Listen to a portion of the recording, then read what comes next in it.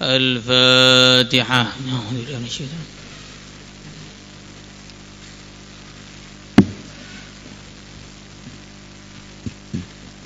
الفاتحة.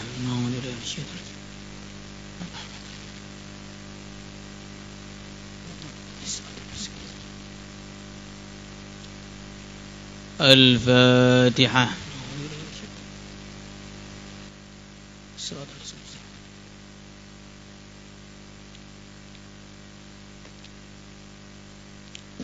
بسم الله الرحمن الرحيم. ثواب من شهد أن لا إله إلا الله وأن محمدا رسول الله صلى الله عليه وسلم. Mengucapkan kalimat syahadat. Jadi mengucapkan kalimat syahadat itu syartun li sihhatil iman. Syarat sah orang itu dikatakan beriman itu harus mengucapkan syahadat. Seyakin apapun seseorang terhadap keagungan Allah, keesaan Allah, dan seyakin apapun seseorang tentang risalah yang dibawa oleh baginda Muhammad sallallahu alaihi wasallam. Tapi kalau sampai mati tidak baca syahadat, maka tidak dianggap sebagai orang yang beriman. Makanya dalam hadis yang jumlahnya sudah enggak bisa kita hitung dan semuanya sahih, bagaimana buniyal Islamu ala khams, syahadatu an la ilaha illallah, umirtu an uqatilan nas hatta yashhadu an la ilaha illallah. Al-Islam dalam hadis Muslim, mal Islam an tashhada an la ilaha illallah. Jadi mengucapkan syahadat itu syartun li sihhatil iman. Makanya Imam Bukhari dalam kitabnya menukilkan dari 1000 ulama lebih katanya, al-imanu qaulun wa amalun. Iman itu ucapan, yaitu kalimat syahadat, wa amalun, dan pembuktian. Maka hadis-hadis yang menunjukkan tidak seperti itu harus ditakwil seperti itu. Seperti man mata wa huwa ya'lamu annahu la ilaha illallah dakhalal jannah. Cukup yakin? Oh tidak. Itu ketika orang tidak sempat mengucapkan kalimat syahadat ketika wafatnya, asalkan hatinya sudah yakin dan sebelumnya pernah mengucapkan kalimat syahadat, ya itu sudah masuk surga. Itu tahsis dari atau penjelasan dari man kana akhiru kalamihi la ilaha illallah dakhalal jannah. Paham sampai sini? Maka kalau orang itu Islamnya dari lahir, maka tidak perlu mengucapkan syahadat ketika besarnya, menurut Imam Syafi'i. Kecuali ya syahadat ketika dia sholat itu setiap hari, sudah sehari 5 kali itu. Tapi kalau menurut orang-orang Maliki, walaupun lahir dalam keadaan Islam, ketika sudah balik wajib mengucapkan syahadat sekali sebagai kewajiban. Karena dalam mazhab Maliki itu tasyahud tidak wajib. Yang wajib duduknya aja. Jadi kalau sholat itu tasyahudnya tidak wajib. Dalilnya apa? Ya panjang. Intinya yang kita bahas ini aja. Tapi kalau orang itu sebelumnya bukan orang Islam, maka mengucapkan kalimat ini adalah syarat li sihhatil iman. Itu sudah ijma'nya ulama. Allahu Akbar. Satu-satunya perintah Allah yang tidak, kalau dilanggar tidak bisa dimaafkan. Dalam satu hadis disebutkan Allah berfirman kepada ahli neraka, "Lau anna laka mil'al ardi dhahaban akunta taftadi bihi." Di Bukhari juga ada, di Muslim juga ada. Seandainya kamu punya sepenuh bumi berupa emas, apakah kamu mau membayarkannya sebagai cara untuk menebus diri kamu dari neraka? Sedekah sepenuh bumi berupa emas. Maka ahli neraka mengatakan, "Bala ya Rabb, tentu." Maka Allah berfirman, "Qad talabtu minka ma huwa aisara min dzalik wa anta fi sulbi Adam fa abaita illa an tusyrika bi." Saya sudah minta yang lebih ringan, yaitu mengucapkan syahadat. Sedangkan kau masih di sulbinya Adam. Itu ayatnya itu. Wa idh akhadha rabbuka min bani adama min zuhurihim dzurriyyatahum wa asyhadahum ala anfusihim alastu bi rabbikum. Apa jawabannya? Qalu bala syahidna. Maka fa abaita illa an tusyrika bi, tapi kau enggak mau mengucapkan syahadat. Orang melakukan dosa sebanyak apapun, kalau dia mengucapkan syahadat, maka dosanya masih mungkin diampuni. Tapi walaupun enggak pernah dosa sama sekali, tetapi dia enggak baca syahadat, ya enggak baca syahadat itu dosa terbesar. Jadi ini yang jarang dipahami oleh orang. Orang memahami perzinaan itu dosa banyak. Orang memahami pembunuhan itu dosa banyak, dan itu memang dosa. Orang memahami mencuri, riba, minum khamar dan seterusnya dosa. Paham semua orang. Tapi kadang-kadang orang enggak paham bahwa kufur itu dosa. Padahal kufur itu dosa yang terbesar. Kadang-kadang orang benci seseorang gara-gara dia membunuh orang. Benci kepada orang gara-gara dia berzina. Benci seseorang gara-gara dia mencuri. Benci kepada orang gara-gara dia minum khamar. Tapi dia tidak benci kepada orang padahal dia orang kafir. Ini namanya imannya ada kekeliruan.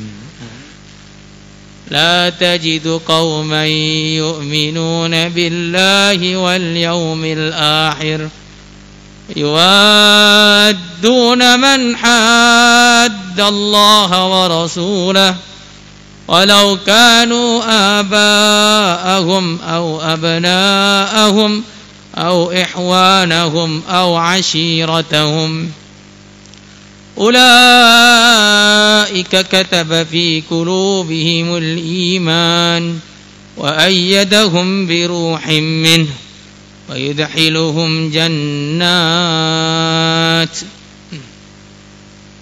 Jadi orang itu kalau iman kepada Allah dan Rasulnya, gak mungkin cinta kepada orang yang tidak cinta kepada Allah dan Rasulnya. Orang itu kalau cinta kepada Allah dan Rasulnya, tuntutan yang pertama itu adalah membenci orang yang tidak taat kepada Allah dan Rasulnya. Dan tidak ada ketidaktaatan yang lebih besar, pelanggaran yang lebih besar melebihi kekufuran.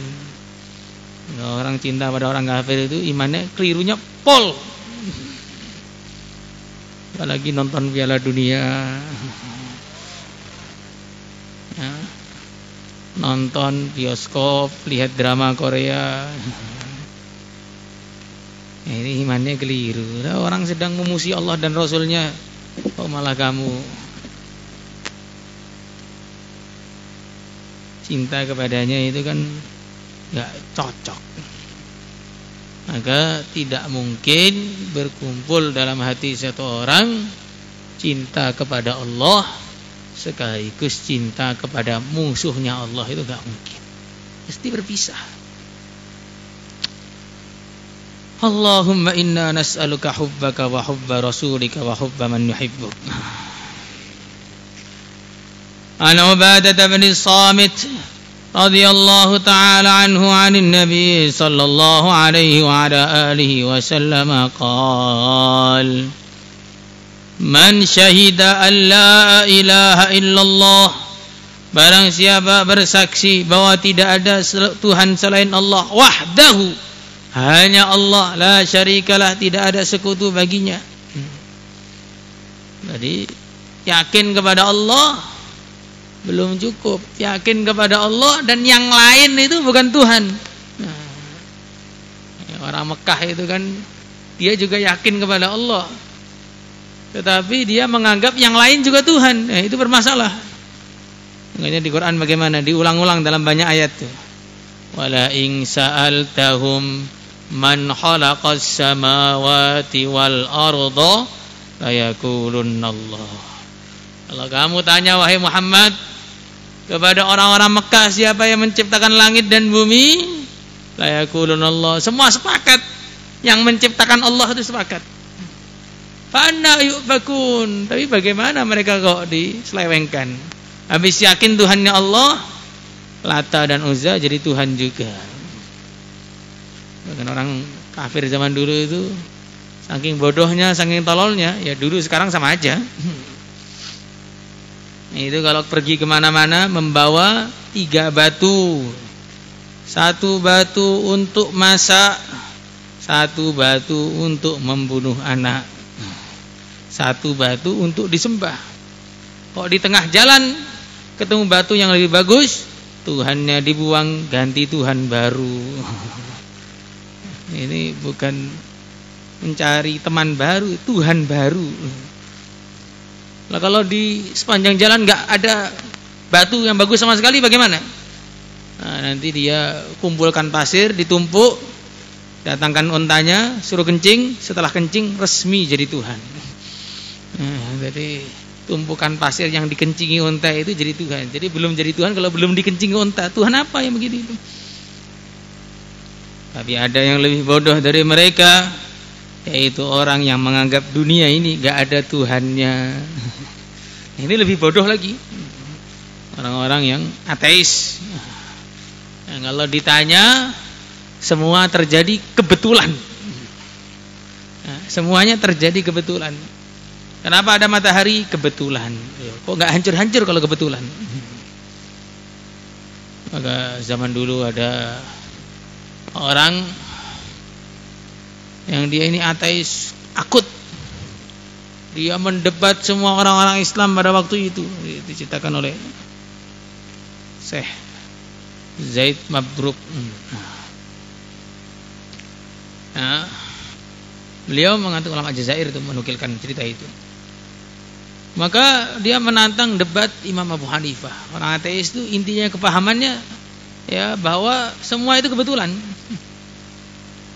Menantang debat Imam Abu Hanifah di samping sungai besar, ya, mungkin Tigris atau Dijlah, ya, salah satu sungai di Baghdad sana. Maka semua orang sudah kumpul semua nunggu ini perdebatan Imam Abu Hanifah dengan orang ateis. Maka ditunggu Imam Abu Hanifah nggak datang. Orang ateis sudah merasa sombong. Itu lihat tuh, Abu Hanifah nggak berani debat sama aku.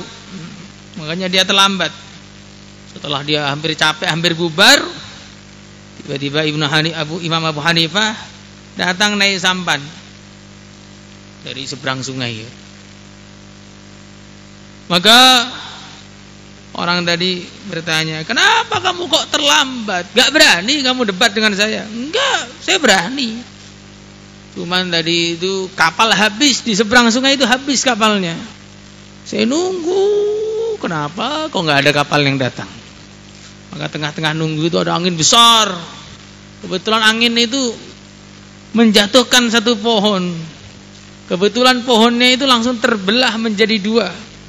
Kebetulan ada layar itu yang nancep tiba-tiba. Kemudian ada paku-paku itu yang bergerak. Kebetulan itu jadi kapal ini. Maka orang atas itu marah. Mana ada kapal terjadi kebetulan? Ya, selesai sudah. Kalau kapal yang begitu kecil saja tidak mungkin terciptakan dengan kebetulan, bagaimana alam semesta dengan segala aturannya terciptakan dengan kebetulan? Ya nggak bisa, nggak mungkin terjadi kebetulan, itu nggak mungkin. Makanya seorang ulama mengatakan, wa fi kulli syai'in lahu ayatun tadullu ala annahu wahidu. Dalam segala sesuatu ada tanda-tanda menunjukkan bahwa Sang Pencipta adalah Maha Esa dan Maha Kuasa. Maka melihat, merenungi tanda-tanda keagungan Allah itu penting sekali. Ini bukan pembicaraannya orang awam. Ini inti dari Al-Qur'annya itu diantaranya. Wa min ayatihi wa min ayatihi wa min ayatihi inna fi dzalika laayat, inna fi dzalika laayat. Makanya dulu diceritakan oleh Ibnu Katsir dalam tafsirnya. Pada zaman dulu Bani Israel itu setiap ibadah 30 tahun tanpa mainan peci tentunya.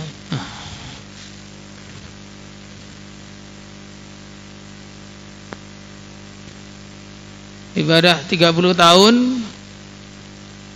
maka dia itu selalu akan punya keramat khusus. Itu kemana-mana dinaungi awan. Jadi seperti mukjizatnya para nabi, mana-mana dinaungi awan.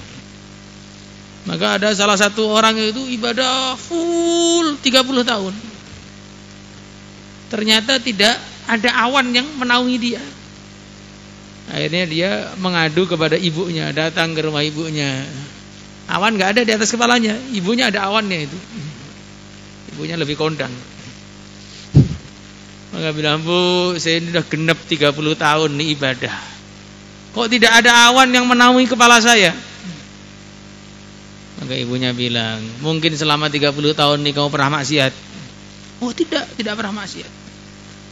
Mungkin kamu pernah ingin maksiat. Oh tidak, saya tidak pernah ingin maksiat. Makanya ibunya bilang, mungkin kamu pernah melihat ke langit, tetapi kamu tidak memikirkan tanda-tanda keagungan Allah di situ. Maka orangnya bilang, iya saya pernah sekali itu lihat ke langit, gak ingat tanda-tanda keagungan Allah.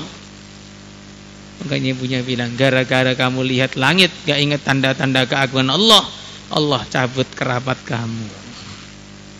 Nah, makanya kadang-kadang kita ini kok gak ada keramatnya sama sekali. Tiap hari ngelamun di gerbang 4. Akhirnya hilang keramatnya itu. Cuma ngelamun saja, gak melihat bagaimana berapa banyak tanda-tanda keagungan Allah yang ada. La ilaha illallah. Itu dari pohon-pohon, dari turunnya air dan sebagainya.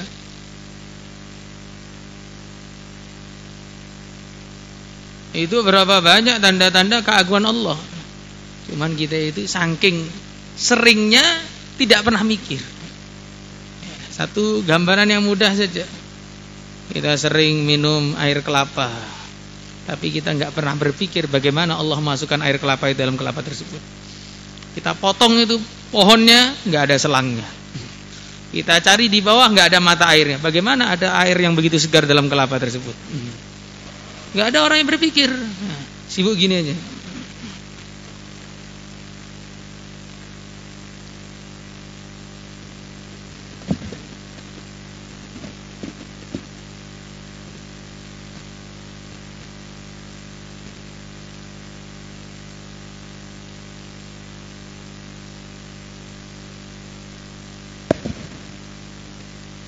Ya, jadi wahdahu la syarikalah, tidak ada wahdah, hanya Allah, tidak ada sekutu. Makanya Jangan sampai kita itu merasa ada Tuhan selain Allah. Bahaya betul. Antara doa yang diajarikan oleh Sayyidina Ibnu Mas'ud, Allahumma inni as'aluka imanan la yartad. Ya Allah, aku minta kepada Engkau iman yang tidak ada murtadnya. Wa anna Muhammadan abduhu wa rasuluh. Dan bersaksi bahwa baginda Muhammad sallallahu alaihi wa ala alihi wasallam abduhu adalah hambanya, wa rasuluhu dan utusannya. Bukti kenabian Nabi apa? Banyak sekali. Ya. Maka ada orang itu datang kepada Nabi sallallahu alaihi wa ala alihi wasallam. Arabi, saya pengen diajak masuk Islam, disebutkan dalam riwayat Darimi kalau tidak salah. Saya ajak kau masuk Islam, apa buktinya? Ya, buktinya apa? Nabi lihat sekitar, ada pohon. Pohon sini. Datang pohonnya itu jalan. Baca syahadat. Pohonnya baca syahadat 3 kali, terus balik lagi ke tempatnya. Maka akhirnya Arabi itu langsung masuk Islam seketika. Jadi pohon saja kenal dengan Nabi, masa kamu enggak? Ya, seperti pohon yang dijadikan mimbar Nabi. Dia sedih ketika berpisah karena Nabi. Masa kita ini enggak sedih karena berpisah dengan Nabi? Makanya hati kita ini lebih keras daripada pohon berarti. Makanya bukti kebenaran Nabi itu begitu banyak. Nabi yang mukjizatnya paling banyak itu beliau. Kalau pengen baca mukjizatnya Nabi ya baca di Dalailun Nubuwah karya Imam Baihaqi 10 jilid. Semua mukjizat tuh dari A sampai Z ada semua. Enggak ada Z sih. Dalam bahasa Arab juga enggak ada A, enggak ada Z masalahnya. Ya, dari alif sampai ya. Nah, itu mesti ada huruf itu di situ itu. Jadi mukjizatnya Nabi begitu banyak sekali. Makanya orang kalau menganggap Nabi itu bohong, itu saking bodohnya dia. Wa anna Isa abdullahi wa rasuluhu, dan Nabi Isa adalah hamba Allah dan utusannya. Wa kalimatuhu, dan bukti keagungan Allah. Misal lahir tanpa ayah, alqaha, Allah meniupkan kalimat tersebut ila Maryam, kepada Sayyidah Maryam, wa ruhun min, dan roh dari Allah. Bukan bagian dari Allah yang terpisah ya, bukan. Wal jannatu, dan wal jannata, dan bersaksi bahwasanya surga hakun adalah hak, wan nara, dan neraka hakun adalah hak. Ini namanya keimanan itu begitu. Keimanan itu kepada perkara yang belum kelihatan. Iman itu yakin kepada berita, itu namanya iman. Kalau nunggu lihat dulu baru percaya, itu bukan iman lagi. Ada orang yang bilang, saya minta bukti surga, saya minta bukti neraka. Ya, nanti kita buktikan. Kalau kamu sudah masuk neraka, kita buktikan. Ya. Tapi sebenarnya salah satu ulama itu membuat satu penjelasan. Apa penjelasan yang beliau katakan? Beliau mengatakan, ketika kita melihat ada air, apa yang kita pahami? Kita pahami bahwa ada sumber air. Ketika kita melihat ada emas, apa yang kita pahami? Ada sumber emas. Dunia ini ada enaknya, ada enggak enaknya. Enggak ada enak saja, enggak ada enggak enak saja. Maka dari sini kita bisa memahami ada satu tempat yang hanya enak saja sumber kenikmatan di dunia ini, dan ada satu tempat yang hanya enggak enak saja sumber keenggak-enakan di dunia ini. Dan agama menjelaskan tempat yang enak saja itu adalah surga, yang enggak enak saja itu adalah neraka. Itu.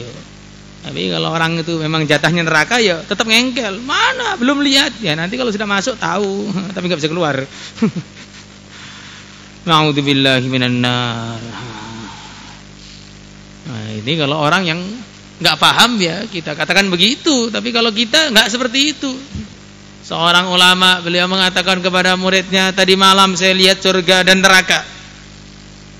Maka muridnya bertanya, bagaimana caranya sedangkan kau masih di dunia?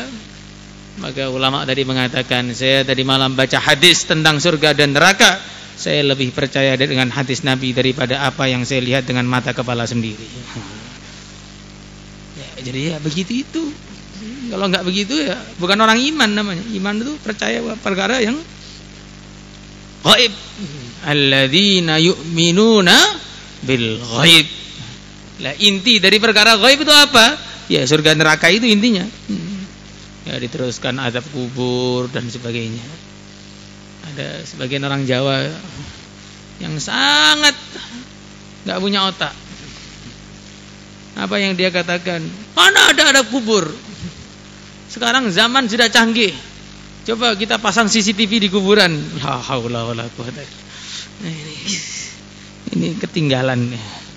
Ininya ketinggalan atau sedang dicuri atau gimana nggak tahu. Orang yang bersaksi begitu itu, adkhalahul jannata, Allah akan memasukkan dia ke surga ala ma kana min amal. Walaupun bagaimanapun amalan dia.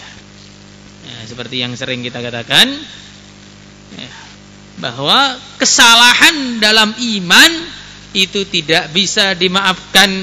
Kesalahan dalam iman tidak bisa ditambal dengan amalan, tetapi kesalahan dalam amalan bisa dimaafkan dan bisa ditambal dengan keimanan. Jadi kalau orang itu amalnya salah, ya, siapa yang amalnya nggak salah selain para nabi dan rasul dan sebagian wali-wali Allah. Tetapi kalau imannya salah, ya ini nggak bisa diterima. Innallaha yaghfiru lil 'abdi ma lam yaqa' al hijab. Qila wa mal hijab ya Rasulullah sallallahu alaihi wasallam? Anta mutan nafsu wa hiya musyrikah. Allah masih memaafkan seorang hamba selagi tidak terhalang oleh hijab. Mereka bertanya, apa yang dimaksud dengan hijab? Yang dimaksud dengan hijab, seseorang mati dalam keadaan syirik kepada Allah, nggak bisa diampuni lagi. Syirik itu ya menunjukkan ya kesalahan dalam iman maksudnya. Nah, harus diingat, kekufuran itu sumbernya bukan hanya kesyirikan. Ya. Syirik itu mesti kufur, tapi kufur itu sumbernya bukan hanya syirik. Kufur itu sumbernya banyak. Orang ada berhala depannya, sujud depan berhala, kufur. Ada mushaf dilempar ke tong sampah umpamanya, walaupun nggak niat apapun dia kufur. Atau ada orang menghina sunnah, apa itu punya jenggot kayak kambing, banyak ngomong begitu, kufur. Ada kata-kata kufur. Yahlifuna billahi ma qalu wa laqad qalu kalimatal kufur. Dan kalimat kufur itu enggak perlu niat. Orang itu kalau menghina Islam ya kufur. Makanya semua kesyirikan itu pasti kufur. Tidak semua kekufuran sebabnya kesyirikan. Na'udzubillahi minal kufri wasyirk. Allah, makanya dalam Sulamut Taufik itu dijelaskan. Kufur itu sebabnya 3, ada kata-kata, ada keyakinan, ada perbuatan, dan itu cabangannya banyak. Kamu baca sendiri di Sulamut Taufik itu. Kelas berapa itu? Nah, kadang-kadang karena merasa sudah daurah 2, semua sudah lupa. Kadang-kadang ya alim besar.